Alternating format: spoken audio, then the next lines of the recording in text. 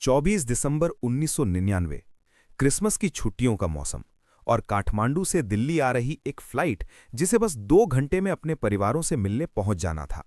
लेकिन उस दिन हवा में उड़ता वो विमान सिर्फ यात्रियों को नहीं बल्कि भारत की राष्ट्रीय सुरक्षा की साख को भी लेकर उड़ रहा था।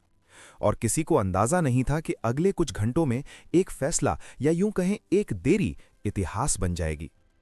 इंडियन एयरलाइंस की फ्लाइट IC-814 नेपाल के त्रिभुवन अंतर्राष्ट्रीय हवाई अड्डे से उड़ान भरती है। विमान में लगभग 176 यात्री और 15 क्रू मेंबर सवार थे। सब कुछ सामान्य लग रहा था, लेकिन भारतीय हवाई क्षेत्र में प्रवेश करते ही 5 हथियारबंद आतंकियों ने विमान को अपने कब्जे में ले लिया। उनके हाथों में चाकू और कथित विस्फोटक थे और उनकी मांगें साफ थीं। विमान को लाहौर ले जाने की कोशिश हुई, लेकिन ईंधन कम था। तब उसे अमृतसर में उतारा गया। यही वो पल था जहां कहानी बदल सकती थी।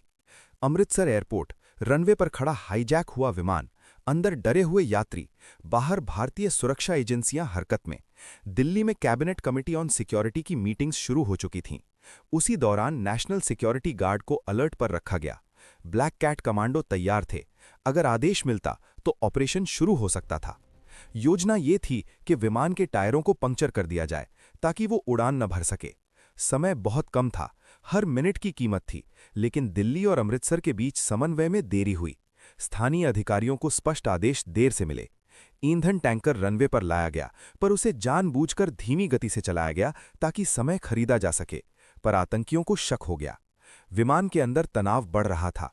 यात्रियों में चीख पुकार। एक यात्री रुपिन कटियाल को बुरी तरह पीटा गया। बाद में उनकी मृत्यु हो गई। वो इस पूरे घटनाक्रम के पहले शिकार बने। बाहर खड़े अधिकारी जानते थे कि हर गुजरता सेकंड अंदर किसी की जिंदगी पर भारी पड़ सकता है। और फिर वो पल आया। आतंकियों ने पायलट को तुरंत उड़ान भरने का आदेश दिया।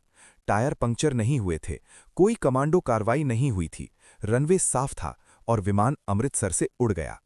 इसके बाद वो लाहौर, फिर दुबई और अंततः कंधार पहुंचा, जो उस समय तालिबान के नियंत्रण में था। भारत के लिए हालात और जटिल हो गए। कंधार में भारतीय कमांडो सीधे ऑपरेशन नहीं कर सकते थे। वहां कूटनीति, दबाव और समय तीनों की परीक्षा थी। 7 दिनों तक बंधक बने यात्री भय और अनिश्चितता में रहे।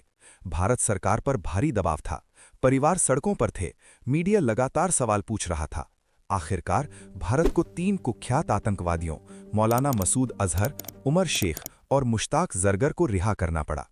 ये सिर्फ एक विमान हाईजैक नहीं था, ये एक ऐसा क्षण था जिसने भारत की आतंकवाद रोधी नीति, निर्णय लेने की प्रक्रिया और संकट प्रबंधन की क्षमता पर गहरे सवाल खड़े कर दिए। सवाल आज भी वही है। अगर अमृतसर में कुछ मिनट पहले स्पष्ट आदेश मिल जाते, अगर टायर पंक्चर कर दिए जाते, अगर नेशनल सिक्योरिटी गार्ड को तुरंत कार्रवाई की अनुमति मिल जाती, तो क्या इतिहास अलग होता? क्या सैकड़ों जिंदगियों का वो हफ्ता इतना भयावह होता? क्या भारत को आतंकियों के सामने झुकना पड़ता, या फिर एक निर्णायक कदम देश की साख को मजबूत कर देता?